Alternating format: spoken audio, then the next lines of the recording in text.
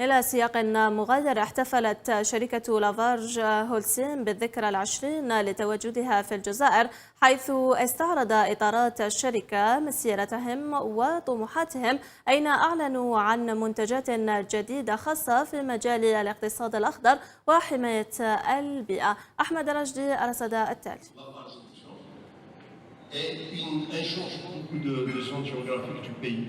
avec 11 sites opérationnels, dont 3 cimenteries, une carrière de granulat, une usine de pâte, une usine de mortier.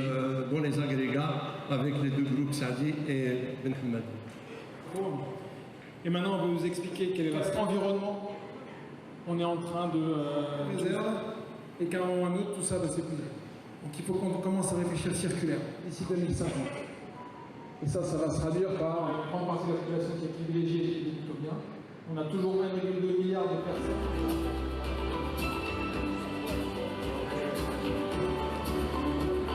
Je suis ravi d'être là avec vous ce soir pour fêter nos 20 ans de présence en Algérie.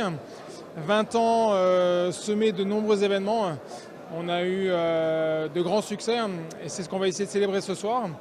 Et la deuxième partie de l'événement, c'est pour célébrer le futur.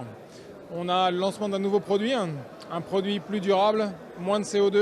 Il y a des défis à relever tous les jours, mais je pense que le plus gros défi qu'on va essayer de mettre en évidence ce soir, c'est la protection de la planète et réduire notre impact environnemental de manière générale. Donc on va vous expliquer comment est-ce qu'on va mettre notre pierre à l'édifice et comment est-ce qu'on voit les choses dans les 5-10 prochaines années. في سياق ذي صلة، كشف المدير التنفيذي للافارج هولسيم الجزائر نيكولاس جورج عن تخصيص ملايين الدولارات للاستثمارات المستقبلية، كما تحدث عن تطور صادرات الشركة. Alors les prochains investissements, on en a plusieurs qui sont en cours déjà. On va investir à peu près 10 millions de dollars, donc 15 milliards de dinars si je ne me trompe pas. 150 milliards de dinars, pardon, dans des silos dans l'usine de Augaz. On va également investir dans des centres de stockage pour le ciment blanc, encore à l'usine de Augaz.